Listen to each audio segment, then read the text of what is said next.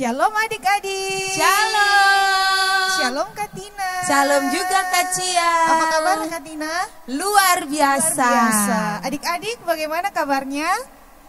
Tulis di kolom komentar ya. Pastinya mereka senang sekali Kak Cia. Karena adik-adik sudah naik Naik kelas. kelas. Dan juga lulus ujian dan libur, menikmati liburan ya. Iya benar Kak Tina. Ya, Seru wah. sekali ya. Menikmati waktu bersama keluarga di hari liburan sekolah ya. Dan kita jumpa lagi di sekolah minggu online kita hari ini Kak Tina dan adik-adik. Adik-adik boleh siapkan hati dan pikiran, duduk yang manis. Kita mau menyanyi satu lagu, Ku Mau Cinta Yesus.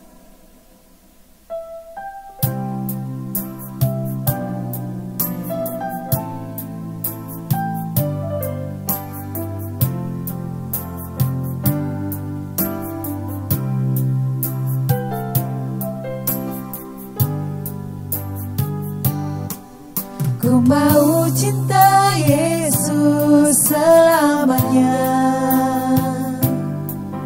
Ku mau cinta Yesus selamanya.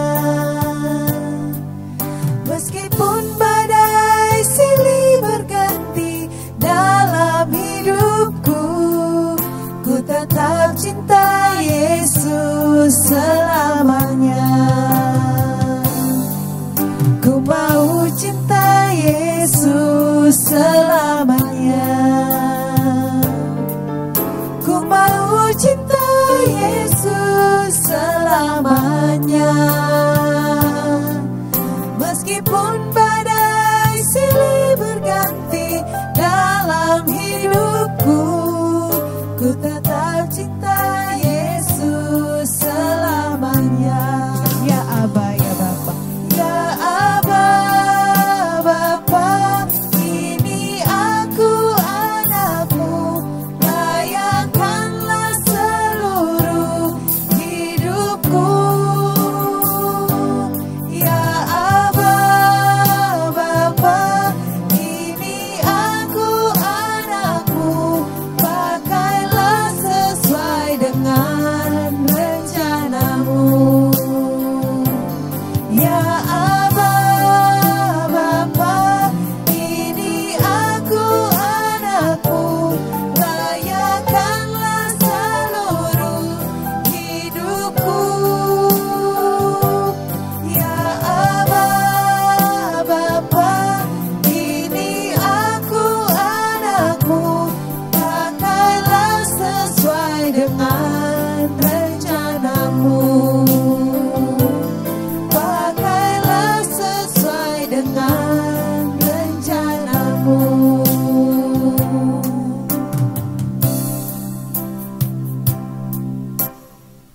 Adik-adik mari lipat tangan dan kita berdoa. Tuhan Yesus yang baik, Tuhan yang kami sembah lewat anak Yesus Kristus, kami mengucap syukur Tuhan sudah pimpin sertai kami sampai dengan saat ini Tuhan. Kami juga boleh bersyukur karena boleh berkumpul dan melakukan sekolah minggu online pada hari ini dengan baik Tuhan. Kiranya Tuhan menyertai dari awal hingga boleh berakhir dengan baik Tuhan. Memberkati kami yang akan memuji dan memuliakan nama-Mu hari ini Tuhan Yesus. Hanya ini doa dan harapan kami, mengampuni segala dosa dan pelanggaran kami. Amin. Adik-adik masih semangat untuk memuji Tuhan? Kita nyanyikan pujian, dengar Dia panggil nama saya.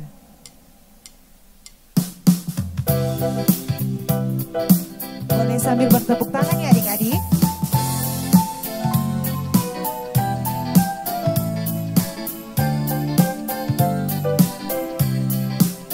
Dengar dia panggil nama saya. Dengar dia panggil nama saya. Dengar dia panggil namamu. Dengar dia panggil nama saya. Juga dia panggil namamu. Dengar dia panggil nama saya.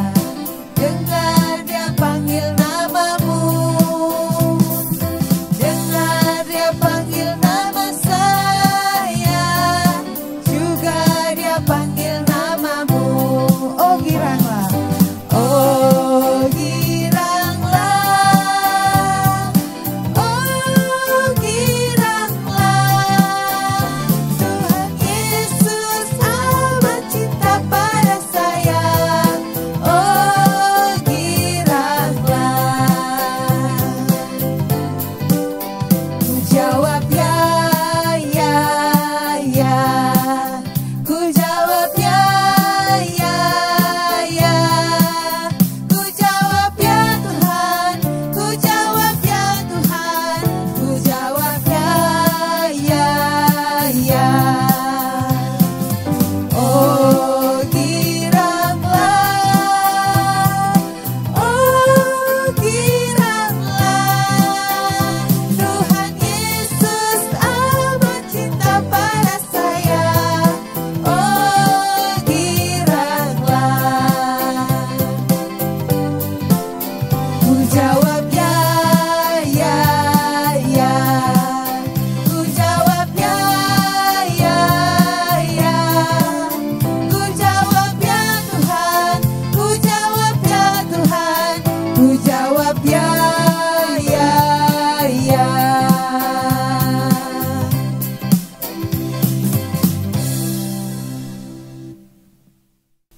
Kacia ajak adik-adik bangkit berdiri. Kita nyanyikan satu pujian lagi. Setia, setialah.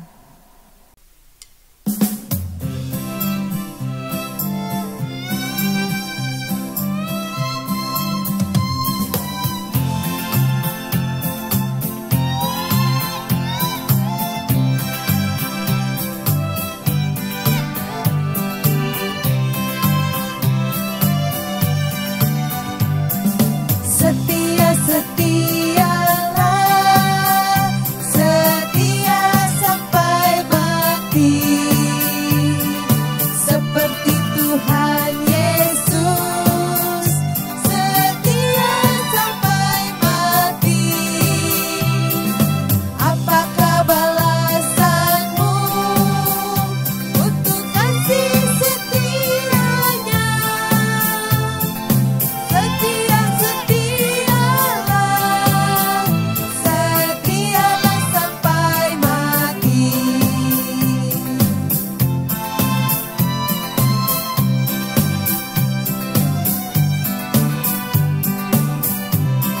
Setia, setialah. Setia, setialah. Setialah sampai mati. Seperti Tuhan Yesus. Setia sampai mati. Apakah balasanmu untuk kasih setianya? Setia, setialah. Setialah sampai mati. Setia, setialah. Setialah sampai mati. Silakan duduk kembali adik-adik. Ya adik-adik, saatnya kita mau berdoa, menaikkan permohonan kita kepada Tuhan. Adik-adik boleh duduk, ambil sikap duduk yang tenang. Lipat tangan, tutup mata. Kita mau menghadap Tuhan di dalam doa. Mari kita berdoa. Bapa kami di surga, Bapa yang baik, Bapa yang kami puji dan sembah di dalam anak-Mu Tuhan Yesus Kristus. Tuhan Juru Selamat kami yang hidup. Kami bersyukur kepadamu Tuhan untuk kasih-Mu, anugerah-Mu, kebaikan-Mu di dalam hidup kami. Sampai saat ini Tuhan masih menjaga kami, melindungi kami, memelihara kami. Tuhan memberikan kami kekuatan dan kesehatan. Tuhan memberikan kami damai sejahtera, sukacita, pengharapan, kebaikan, kesuksesan. Terima kasih Tuhan. Itu semua karena pemberian Tuhan, bukan karena hasil usaha kami. Tuhan, kami juga sadar kami orang berdosa Tuhan. Kami lemah, kami sering tidak taat, kami sering jatuh dalam dosa. Kami sering melawan Tuhan. Oleh karena itu Tuhan, kami datang padamu. Kami mohon ampun atas segala dosa dan kesalahan kami. Kasihanilah kami Tuhan, dan ampunilah kami, supaya doa-doa kami tidak terhalang oleh karena pelanggaran kami. Terima kasih Bapa. Saat ini kami datang kepadamu Tuhan. Kami bersyukur karena Tuhan sudah menolong adik-adik kami boleh lulus dari sekolah dan juga naik kelas masuk jenjang yang berikut. Terima kasih Tuhan untuk semua kebaikan Tuhan, penyertaan Tuhan selama 1 tahun pelajaran yang adik-adik dapat lalui. Itu semua karena pertolongan Tuhan, sehingga mereka bisa belajar dan meraih prestasi pada saat ini. Tuhan, mereka sudah lulus dan naik kelas. Itu semua karena pemberian Tuhan. Oleh karena itu Tuhan, kami bersyukur bersama-sama dengan adik-adik kami yang bersuka cita karena keberhasilan yang Tuhan berikan. Tuhan, kami juga berdoa menyerahkan pendidikan selanjutnya adik-adik kami yang memasuki sekolah baru di tahun ajaran yang baru ini. Nantinya Tuhan memperlengkapi mereka dengan semangat yang baru. Tuhan menambahkan kepintaran buat mereka, sehingga mereka juga tetap semangat untuk belajar, meraih cita-cita mereka. Tuhan, Engkau berkati juga orang tua yang terus bekerja. Tuhan menolong, memberkati setiap usaha tangan mereka. Tuhan buat menjadi berhasil. Terima kasih Tuhan Yesus, terima kasih Bapa. Kami menyerahkan bangsa dan negara kami juga Tuhan ke dalam tangan kasih-Mu. Tuhan, Engkau yang menolong bangsa kami, Engkau yang memelihara bangsa kami, Engkau yang memberikan jalan keluar di berbagai masalah yang dihadapi oleh bangsa kami. Tuhan, berkati pemimpin kami dari yang tertinggi sampai yang terendah, sehingga setiap kebijakan yang mereka ambil itu semua mendatangkan kebaikan untuk masyarakat Indonesia. Terima kasih Tuhan Yesus. Bapak, kami juga mau berdoa untuk hamba-hamba Tuhan, para pendeta, guru-guru sekolah minggu, misionaris, para penginjil, mereka yang giat terus memberitakan firman Tuhan sampai ke seluruh Indonesia, bahkan seluruh dunia. Tuhan, Engkau perlengkapi mereka dengan iman yang kuat. Tuhan, tolong mereka kalau mereka menghadapi kesulitan.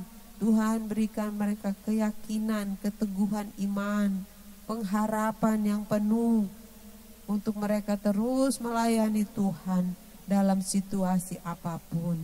Terima kasih Tuhan Yesus. Terima kasih Bapa. Kami menyerahkan semua permohonan kami, doa kami yang sudah kami bawa ke dalam tangan-Mu ya Bapa.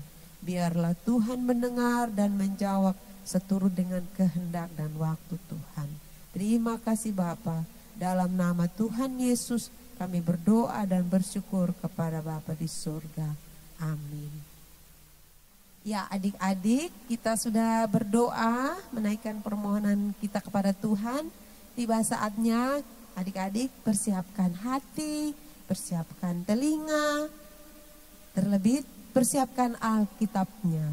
Kita mau dengar cerita firman Tuhan. Mari sebelum dengar cerita kita naikkan satu pujian Roh Kudus yang manis.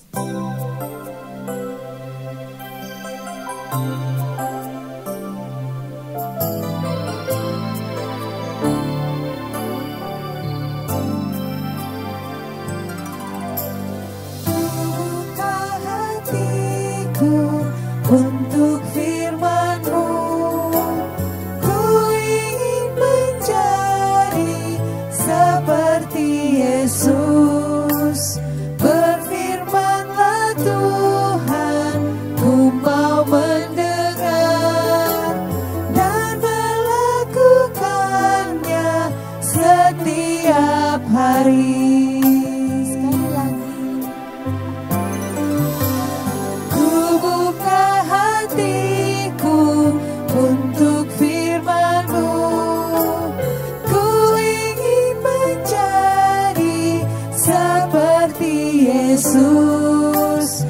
Berfirmanlah Tuhan, ku mau mendengar dan melakukannya setiap hari.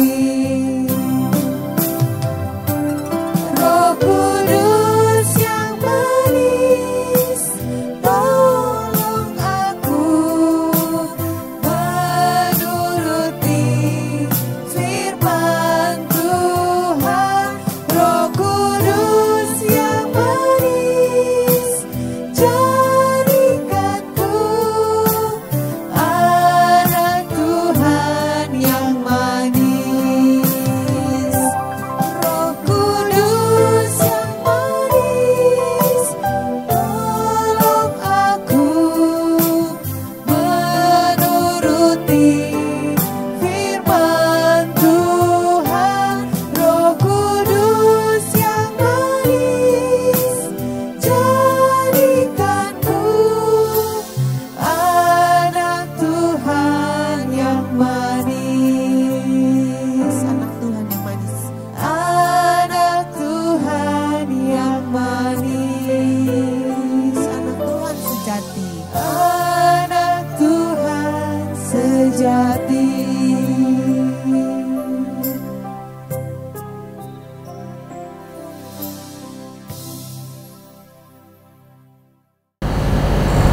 Halo, selamat pagi adik-adik. Apa kabarnya? Wah, ada yang sudah mandi nih. Waduh, wanginya sampai di sini.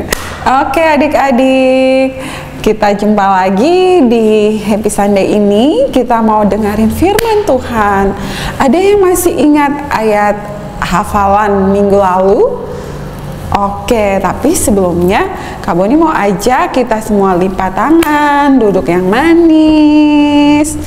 Shh, jangan ada yang ribut ya. Kita mau dengarkan firman Tuhan dan terlebih dulu kita mau doa dulu. Oke, yuk lipat tangan, kita doa ya adik-adik. Tuhan Yesus, terima kasih untuk pagi ini. Kami mengucap syukur untuk hari Minggu ini lagi. Tuhan bisa berikan untuk setiap kami. Dan saat ini kami mau mendengarkan firman Tuhan.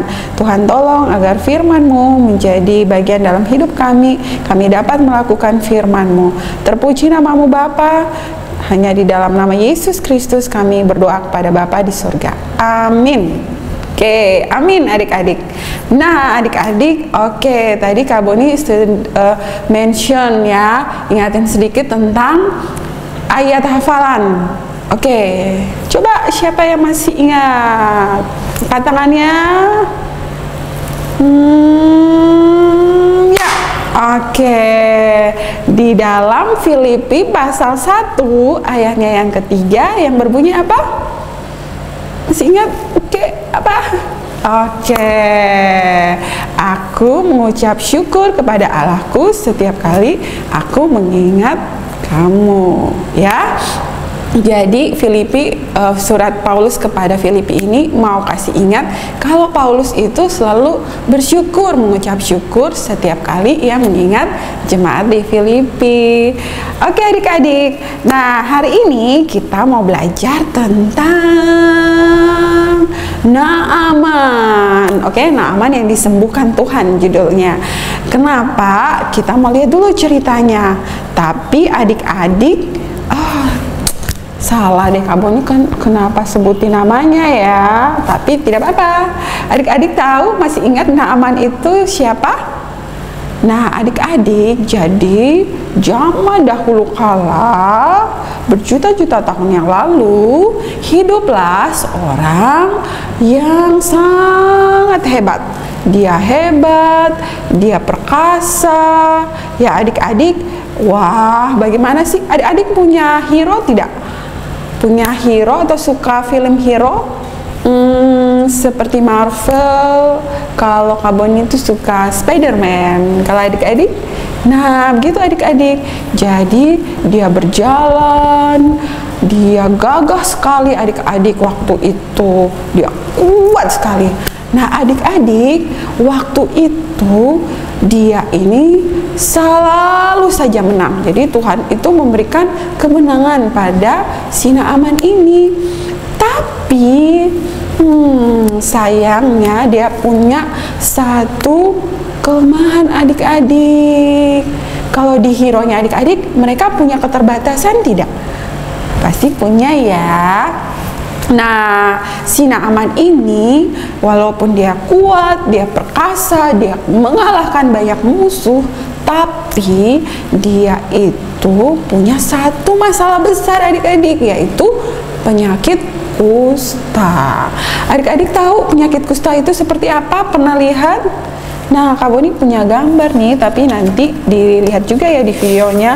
Kayak gini nih adik-adik. Jadi, tidak kelihatan ya mungkin ya. Jadi penyakit kusta itu seseorang yang kehilangan anggota tubuhnya, tapi dia itu tidak menderita sakit. Wow, adik-adik coba bayangkan ya, ada orang yang hilang jempolnya atau kelingkingnya, tapi dia itu sama sekali nggak tahu nih adik-adik kalau kelingking atau jempolnya sudah hilang, karena dia tidak merasakan apapun gitu. Jadi hilang-hilang aja gitu. Nah, ditambah lagi kulitnya semua jadi putih. Nah, seperti ini nih, mulai putih-putih kayak panu begitu adik-adik, tapi besar-besar. Nah, adik-adik ngeri ya. Nah, zaman itu adik-adik karena belum ada dokter, tabib yang hebat dengan alat yang canggih, jadi penyakit kusta ini biasanya sangat membuat orang itu menderita karena tidak bisa disembuhkan adik-adik. Dan sayangnya ditambah lagi mereka dikucilkan kalau di orang Yahudi ya. Nah, tapi Naaman ini orang mana? Ada yang tahu? Naaman ini orang Aram. Oke. Nah, untuk kita lihat lebih jauh firmannya, coba ya. Kamu ini sudah kelebihan cerita nih. Kita lihat dulu ya di 2 Raja-Raja pasal 5 ayat 1 sampai 14. Ya adik-adik ya, coba kita lihat di 2 Raja pasal 5 ayat 1 sampai 14. Naaman disembuhkan. Nah, oke, kita baca ya. 1, 2, 3. Naaman, panglima Raja Aram, adalah seorang yang terpandang di hadapan tuannya dan sangat disayangi, sebab oleh dia, perhatikan ya, Tuhan telah memberikan kemenangan kepada orang Aram. Tetapi orang itu, seorang pahlawan tentara, sakit kusta. Oke, di ayat 2, orang Aram pernah keluar bergerombolan dan membawa tertawan seorang anak perempuan dari negeri Israel. Nah, ini dia nih adik-adik. Ia menjadi pelayan pada istri Naaman. Nah, di ayat 3, berkatalah gadis itu kepada nyonyanya, sekiranya tuanku menghadap nabi yang di Samaria itu, maka tentulah nabi itu akan menyembuhkan dia dari penyakitnya. Di ayat 4, lalu pergilah Naaman memberitahukan kepada tuannya, katanya, beginilah dikatakan oleh gadis yang dari negeri Israel itu. Maka jawab Raja Aram ya. Maka jawab Raja Aram, baik, pergilah dan aku akan mengirim surat kepada Raja Israel. Lalu pergilah Naaman dan membawa sebagai persembahan 10 talenta perak dan 6.000 shikal emas dan 10 potong pakaian. Di ayat 6, ia menyampaikan surat itu kepada Raja Israel yang berbunyi, sesampainya surat ini kepadamu, aku menyuruh kepadamu Naaman, pengawalku, supaya engkau menyembuhkan dia dari penyakit kustanya. Ya, ini surat dari Raja Aram pada Raja Israel. Nah, di ayat 7, segera sesudah Raja Israel membawa surat itu, dikoyakanlah, ya adik-adik, dikoyakan. Ini kayak tradisi waktu itu ya. Dikoyakanlah pakaiannya serta berkata, Allahkah aku ini, ya, yang dapat mematikan dan menghidupkan, sehingga orang ini mengirim pesan kepadaku supaya kusembuhkan seorang dari penyakit kustanya, ya. Tetapi sesungguhnya perhatikanlah dan lihatlah, ia mencari gara-gara terhadap aku. Aduh, ini si Raja Israel ini merasa tersinggung begitu ya adik-adik. Ya, karena apa? Karena kalau orang Kupang bilang, kok dia nih tahu nih beta nih siapa? Memangnya beta Tuhan bisa sembuhkan ini orang gitu. Ya adik-adik, di ayat 8, segera sesudah didengar Elisa abdi Allah itu bahwa Raja Israel mengoyakkan pakaiannya, nah dikirimkannya lah pesan kepada raja, bunyinya, mengapa engkau mengoyakkan pakaianmu gitu, biarlah ia datang kepadaku supaya ia tahu bahwa ada orang nabi di Israel. Ya, jadi Elisa nih mendengar, oh ada surat nih datang ke rajanya, oh dari Raja Aram yang bilang bahwa minta bantuan nih supaya disembuhkan salah seorang tentaranya, kayak gitu ya. Dan akhirnya di ayat 9, kemudian datanglah, ya, jadi Naaman ini benar-benar datang ya adik-adik, dengan kudanya dan keretanya, lalu berhenti di depan pintu Elisa, ya. Jadi udah dikasih tahu ya adik-adik, kalau kamu nanti pergi tidak langsung ke raja, tapi pergi menghadap si nabi ini gitu. Di ayat 10, Elisa menyuruh suruhan kepadanya dan mengatakan, ya, Elisa ini sudah tahu nih, wah itu kayaknya yang datang itu si orang yang mau minta tolong untuk disembuhkan ya gitu. Terus Elisa bilang apa adik-adik? Pergilah mandi 7 kali ya dalam sungai Yordan, maka tubuhmu akan pulih kembali sehingga engkau apa adik-adik menjadi tahir. Tetapi pergilah Naaman. Jadi ya, ini dia responnya Naaman ya di ayat 11, dengan gusar dan berkata, beta nih sangka, kalau orang Kupang bilang ya, aku sangka bahwa setidak-tidaknya ia datang keluar gitu ya, dan berdiri memanggil nama Tuhan. Jadi si Naaman ini sudah punya ekspektasi, harapannya kalau dia datang, wah kayak saya disambut, saya dikasih apa, buat mujizat apa begitu ya, ritual apa begitu yang besar begitu, memanggil nama Tuhan Allahnya, lalu menggerak-gerakkan tangannya ya, dia punya imajinasi begitu ya, di atas tempat penyakit itu, dan dengan demikian menyembuhkan penyakit kustaku. Mana dia hanya suruh perintah pergi mandi 7 kali lagi ya. Nah di ayat 12, bukankah Abana dan Parpar ya, karena dia berasal dari Aram ya adik-adik, jadi dia mulai membandingkan, kan di Aram juga ada Abana, ada Parpar, sungai-sungai Damsyik lebih baik dari segala sungai di Israel. Apakah benar ya, kita nggak tahu ya, tapi kemungkinan. Nah, bukankah aku dapat mandi di sana dan menjadi tahir? Kemudian berpalinglah ia dan pergi dengan panas hati. Saya marah sekali, egonya keluar ya adik-adik ya. Di ayat 13, tetapi pegawai-pegawainya datang mendekat sambil serta berkata kepadanya, Bapak, seandainya nabi itu menyuruh perkara yang sukar kepadamu, bukankah Bapak akan melakukannya? Ia tidak. begitu? Nah, kira-kira gitu ya. Apalagi sekarang, ia hanya berkata kepadamu, mandilah dan engkau akan menjadi tahir. Di ayat 14, maka turunlah ia membenamkan dirinya 7 kali dalam sungai Yordan, sesuai dengan perkataan abdi Allah itu, lalu pulihlah tubuhnya kembali seperti apa adik-adik? Seorang anak, dan ia menjadi tahir.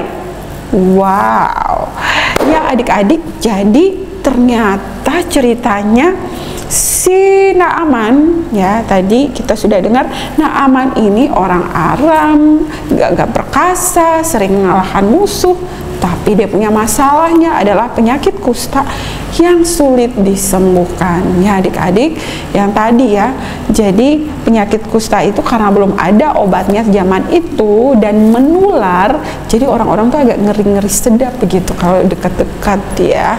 Bahkan kalau adik-adik baca di Imamat pasal 13, di sana dijelaskan tuh bahkan orang yang penyakit kusta tuh harus mengucilkan diri gitu, tidak ada siapapun yang dekat dengan dia karena dia bisa menularkan penyakitnya. Nah, kita sambung ya di cerita Naaman ini.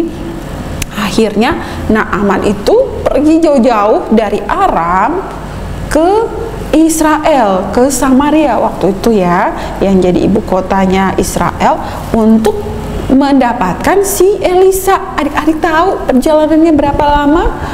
Wow, itu lama sekali adik-adik. Waktu itu belum ada motor, belum ada kereta api, belum ada sepeda sekalipun, belum ada mobil apalagi. Nah, apalagi pesawat adik-adik. Nah, jaraknya itu adik-adik bayangin 150 sampai 200 km. Itu kira-kira nih kalau di Kupang itu kira-kira dari kota Kupang ke Keva adik-adik. Wih, bukan jauh leh. Nah, coba adik-adik bayangkan adik-adik jalan dari Keva ke kota Kupang pakai cuman onta atau keledai ya gitu ya. Coba adik-adik bayangkan perjalanannya dengan binatang itu, jalannya 1, 2, tidak bisa cepat ya adik-adik. Jadi diperkirakan nih kira-kira dalam jarak seperti itu mungkin 5 hari adik-adik. Waduh, dia niat ya, berarti niat benar, niat si Naaman ini untuk sembuh dari sakitnya. Saking sakitnya itu mungkin sudah menggerogoti dirinya ya. Jadi dia datang, bukan itu saja adik-adik, dia membawa banyak persembahan untuk Elisa adik-adik. Nah, akhirnya sampailah Naaman di kota Samaria adik-adik untuk menemui Elisa. Wow, pasti Elisa senang dong ya. Tapi apa yang terjadi adik-adik? Padahal dia ini seorang panglima perang yang luar biasa, yang hebat. Tapi Nabi Elisa cuma datang dan bilang begini, dia bahkan tidak menemui si Naaman. Dia hanya minta untuk Naaman pergi ke sungai Yordan untuk mandi sebanyak berapa kali adik-adik? 7 kali. Untuk 7 kali membenamkan dirinya di sana. Iya, masa iya sih? Nah, adik-adik, kenapa? Oh ya, kamu ini lupa. Ada yang ingat tadi kita baca Alkitab, siapa kira-kira yang minta untuk Naaman datang ke Israel? Karena siapa? Karena seorang anak adik-adik, seorang anak kecil yang menjadi pelayan dari istrinya Naaman. Nah, dia itu ditawan waktu perang antara Aram sama Israel. Di ayat 3 ya, jadi di ayat 3 tuh dia bilang begini, sekiranya Tuhan menghadap Nabi. Nah, dia tahu nih ada Elisa di Samaria. Kalau Tuhan menghadap Nabi ini nanti Tuhan disembuhkan gitu. Kira-kira orang Kupang bilang gitu ya, dari penyakitnya Tuhan. Makanya akhirnya Naaman datang ke Israel, dan Raja Aram itu menulis surat kepada Raja Israel, ini nanti datang ya satu orang, tolong kamu sembuhkan begitu.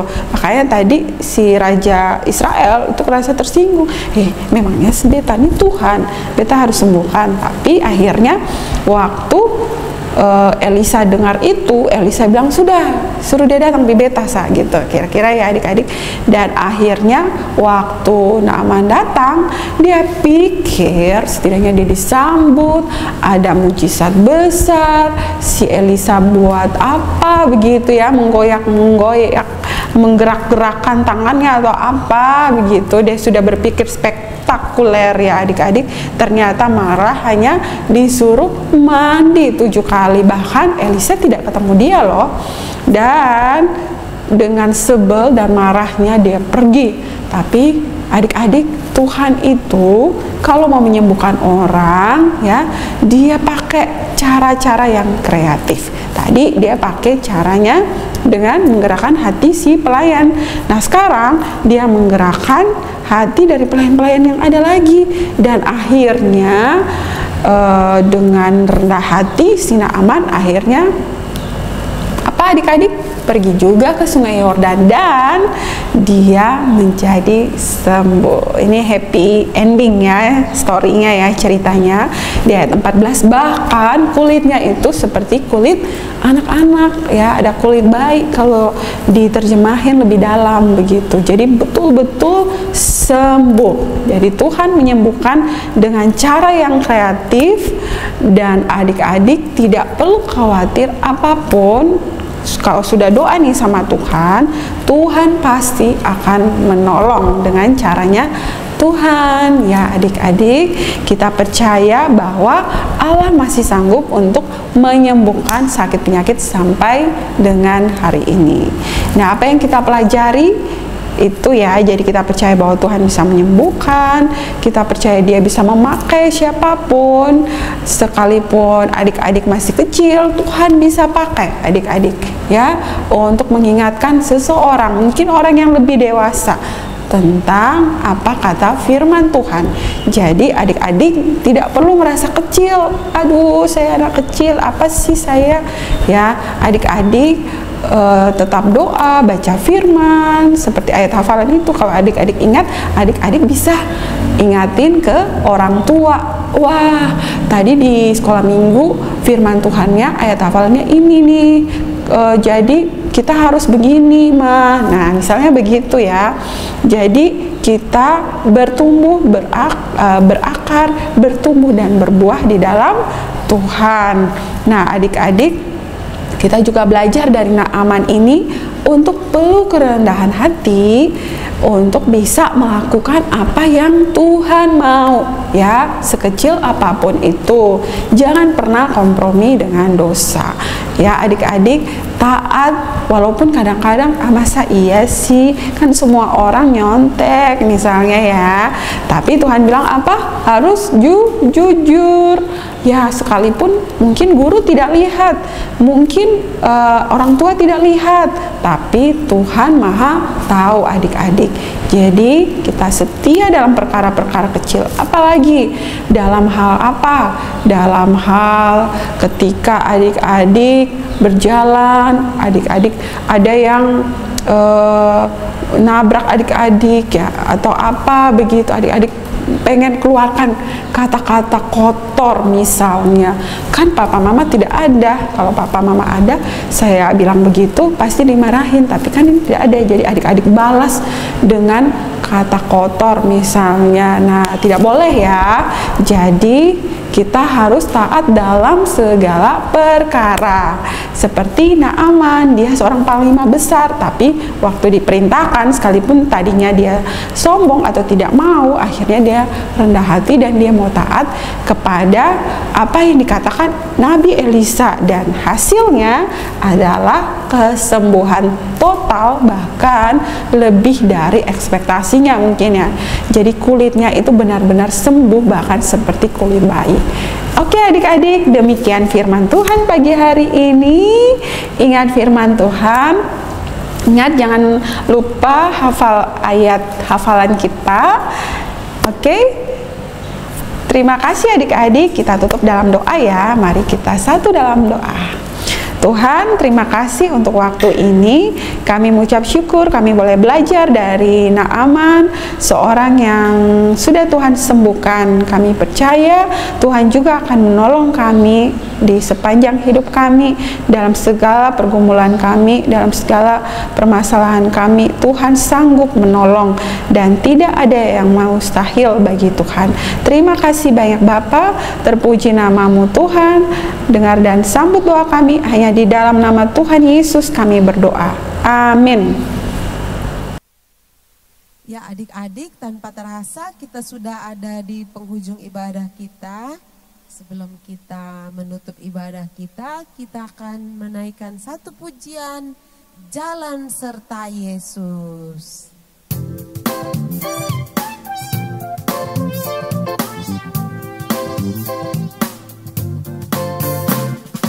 Jalan serta Yesus, jalan sertanya setiap hari. Jalan serta Yesus, serta Yesus selamanya. Jalan dalam suka, jalan dalam duka, jalan sertanya setiap hari. Jalan serta Yesus, serta Yesus selamanya. Sekali lagi kita lakukan pujian ini, Jalan Serta Yesus. Jalan serta Yesus, jalan sertanya setiap hari.